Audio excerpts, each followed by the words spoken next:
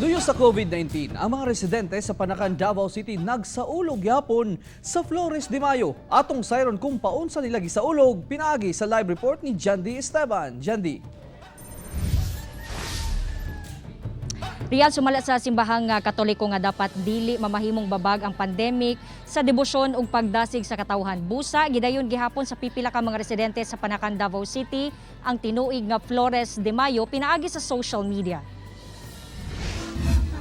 Sa bulan sa Mayo, kada tuig ginasaulog sa mga Katoliko ang Flores de Mayo. Sa unang adlaw sa maong bulan, nagapahigayon og prosesyon. Pero karon tuiga, wala kini matuman, gumikan kay bawal kini aron mapugnan ang pagkaylap sa COVID-19. Pero ang COVID wala makapugong sa mga deboto sa Dream Village, Balagamot Barangay, Panakan, Davao City sa ilahang debosyon. Dihang ilang gisaulog ang katikaran, pinaagi sa social media sa pagpanguna sa katikista nga si Nida Christmas. Diin mihalad sila og pag-ampo, kanta ug bulak alang kang Birheng Maria. Anong gi-online ako para makita sa tanan nga dili mahimong hadlang ang ato ang kahimtang karong panahona, ang atong pagtuog pagsalig ngadto sa Dios. Pwede na to buhaton sa tagsa-tagsa nato kapanimalay.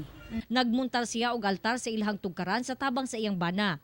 Alang kang Nida, higayon usab kini aron matudluan ang iyang mga apo sa espirituhanong aspeto sa ilang kinabuhi nga maoy maghulma ug maggiya kanila. Diri rami sa balay mag Flores de Mayo, basta na ay Flores de Mayo.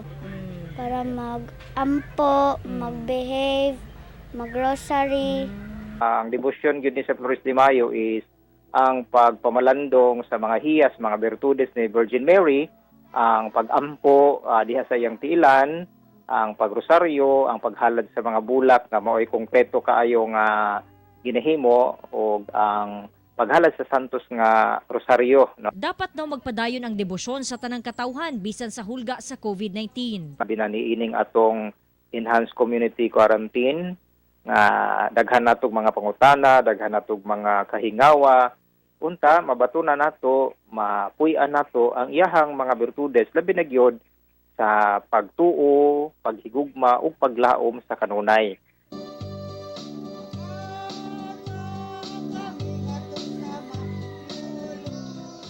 Riyan, sumala ni Father Richie nga ang Flores de Mayo alang usab ngadto sa mga kabataan. Busa mensahe niya ngadto kanila nga luyo ni ining krisis, magpadayon ang pagsalig sa Ginoo o gamiton ang social media sa kaayuhan. Real. Okay, daghang salamat, Jandy Esteban.